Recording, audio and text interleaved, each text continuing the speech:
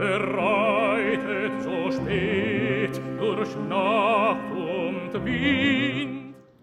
Fangoria, we have the scares. Rawr. Hi everyone, I'm Johnny Shandor, and today we are going to be doing a movie review for the latest issue of Fangoria's magazine. I definitely pulled that out of thin air.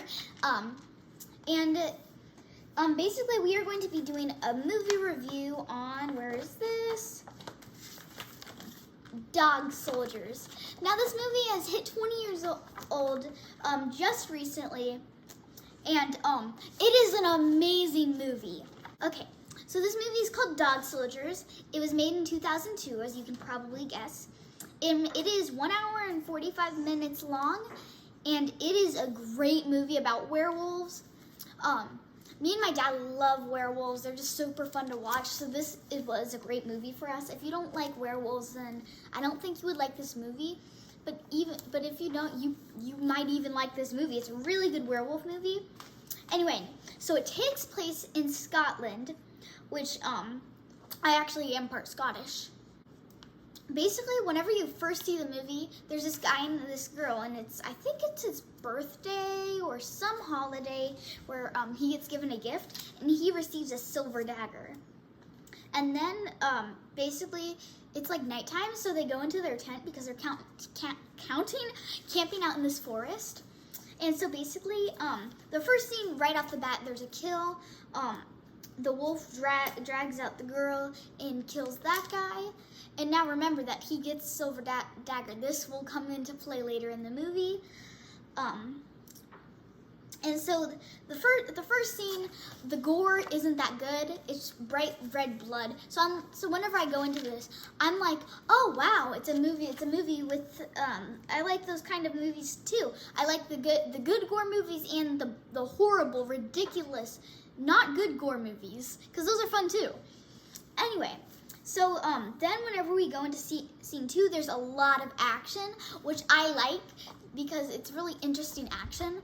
And basically, so one of the main character is trying out for special ops, and to complete his mission to go to special ops, he has to shoot a dog. Now this evil military leader guy is trying to get him to shoot the dog. He doesn't shoot the dog, which you would think, oh, the dog doesn't die. But the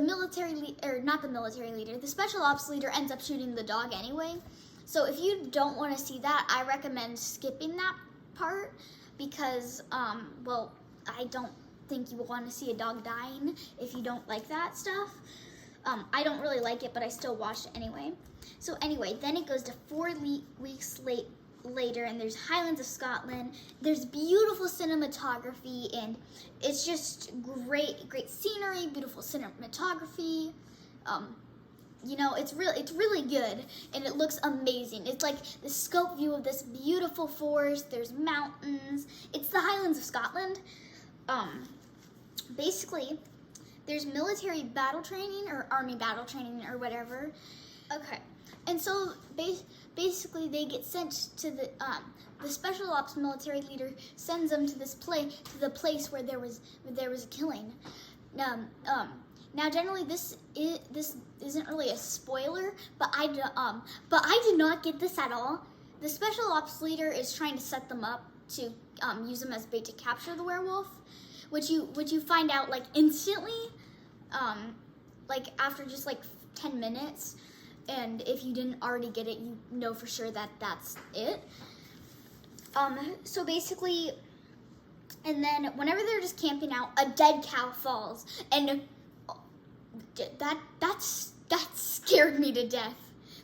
That's probably like one of the scariest moments of the movie for me. I'm just kidding. It wasn't. It's probably whenever the wolves attack, because that's terrifying.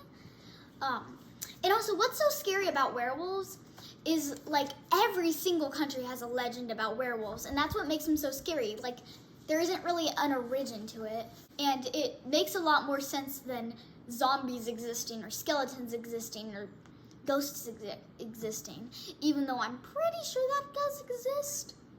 I don't know, but anyway, so so it cuts later to where the special ops are and they're trying to track down the wolf. And a special ops guy dies and there's a small amount of blood. And I just have to say, the blood changed colors. Even though they were attacked in the same spots, the blood changes colors. I don't understand. Maybe they got a different guy to do the special effects. And basically the parts of this will determine my rating on the gore later. Okay, so anyway, like a minute later, you find out that all the guys on the special ops team dies by the werewolf attack, but except the special ops leader. And so the guy, and whenever they find out the special ops leader, it was like, there was only supposed to be one, there was only supposed to be one. And like, he was like saying that over and over again, and they were like, there's only supposed to be one what? But it's indicating that there was more than one werewolf, which you can tell later on in the movie, that there's more than one because there's like 3 million werewolves in the same house at once. I'm just kidding, it's like five werewolves in the house. So generally, the next death is really funny. Like, it's not just like, a werewolf, what should I do? Werewolf kills him, but he's freaking out because he's shooting the werewolves, and then he's not looking where he's going, and he runs into a tree and dies. I mean, the tree stabs him, and it was pretty cool because it looked kind of weird because it looked like the bark got scraped off the tree whenever he died into it. It looked like the tree was bleeding too. It was funny, just because of the amount of blood, and he was like, wait, so like blood starts coming out of his mouth, and he's like, why is there blood coming out of my mouth? And he looks down and he's like, I'm a tree now, and then he dies. It's pretty hilarious. And so then there's lots of blood in that. And then later the wolf cuts open someone's intestines and like bites into it. And this was a very good person in the movie, so that's really good. And but this was not that good of a special effects because it basically looked like he was wearing fake intestines on him. I don't know if I could just tell because I'm good at special effects, but like it didn't look like his belly was cut open. And also good news is he does not die, but his belly does get cut open. Well, I mean, he doesn't die from this. He might die from something later on the movie, not to spoil anything. And now we're gonna move on to some spoilers. So spoiler alert, spoiler alert, spoiler alert. Okay, so just like skip ahead if you've not seen this movie or if you just do not want to hear spoilers. Okay, basically, here's the spoilers. Here's the ending explained. Okay, so basically, they stuff the intestines back into the guy, and some girl drives into a car and takes him to her friend's house. She helps them. They board up the windows for a wolf attack. Then later she tells them, roar. You might be thinking, in this photo, who was taking the picture? I'm a part of this house. I'm a werewolf too. Roar! And then she turns into a werewolf. And then he's like, oh no, she's a werewolf too. And then the other guy that got bit later on turns into a werewolf. But like, apparently this is the part where you find out that the werewolves actually have consciousness and they can know, because whenever he turned into the werewolf, he's like, I'm a werewolf. And then he explodes the house. And then this one guy is with this dog in the basement. Don't worry, another dog doesn't die. And basically he's the only one that stays alive. And his name is Coop or whatever his name is. He's a guy with blonde hair. And he and the dog stay alive, and they're the only ones who are still alive by the end of this. So it's very sad because like everyone dies except 2 people, which is kind of sad. And yeah, well, I guess that's the movie review. I guess here you'll know my rating. I rate the gore 6.2 out of 10. Now, generally, you can see why it just wasn't that good. It kind of changed between it. And it was, at first, whenever I saw that the gore was bright red, I'm like, oh, this is a silly movie. But then later I realized, oh, this is not a silly movie. The gore changes colors. And it doesn't really make sense. Now, the sadness is 10 out of 10. This movie is sad. Well, I mean, it's not like super sad, but it's like, it's really sad. I cried. But also mainly because I was worried the dog died. The dog was my favorite character. The second dog was at the house. Anyway, the cinematography was 8 out of 10. There's no reason it wasn't 10 out of 10. It was just like, it wasn't like the greatest cinematography ever. It was still really good cinematography. It just wasn't the greatest cinematography ever. So it's not bad. It's really good, actually. It's just, it's not the greatest. You know, otherwise it'd be 10 out of 10.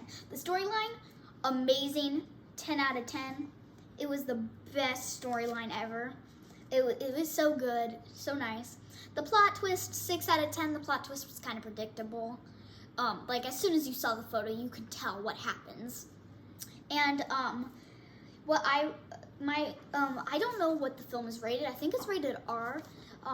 It probably is. It's really terrifying.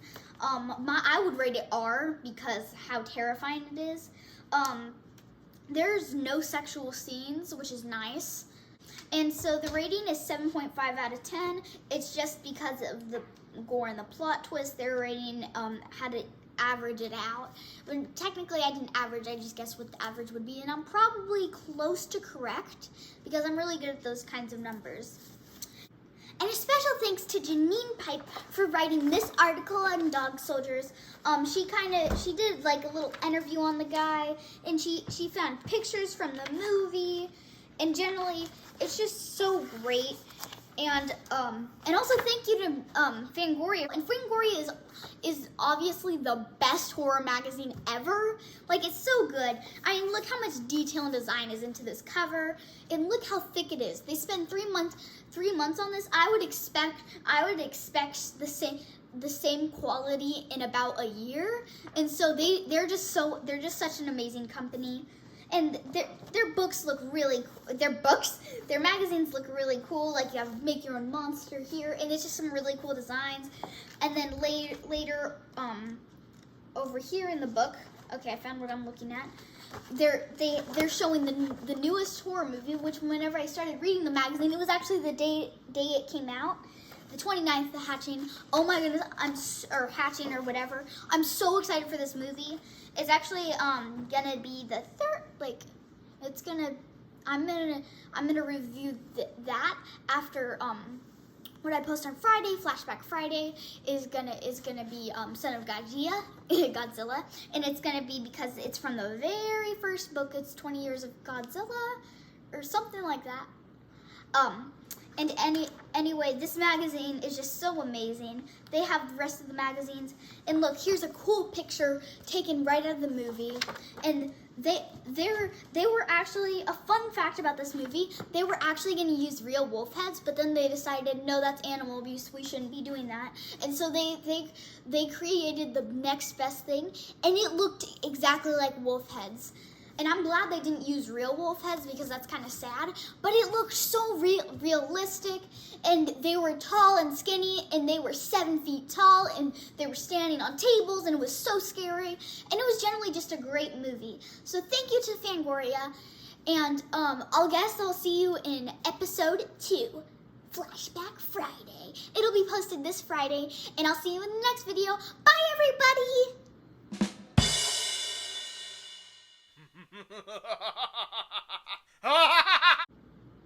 Action. Just like, huh? What should I say? It's all you. Catchphrase. We should put this on the blooper reel. Okay. Oh, it was a soccer match. I thought it was an actual war. But anyway, so it was football, not soccer match, football. But not football, football. With your foots. Anyway,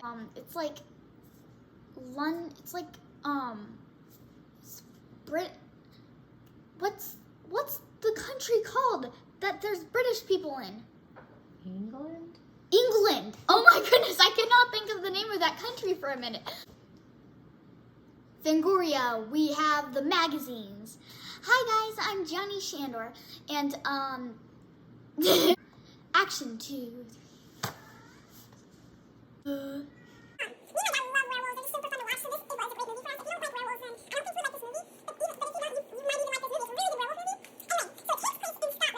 And a special thanks to Janine. No, that was okay. Go. And special thanks. And a special thanks to Janine Pipe on this. And I guess I'll see you guys on Flashback Friday, son of Godzilla or Godzilla. But and I'll see you in the next video. Bye, everybody.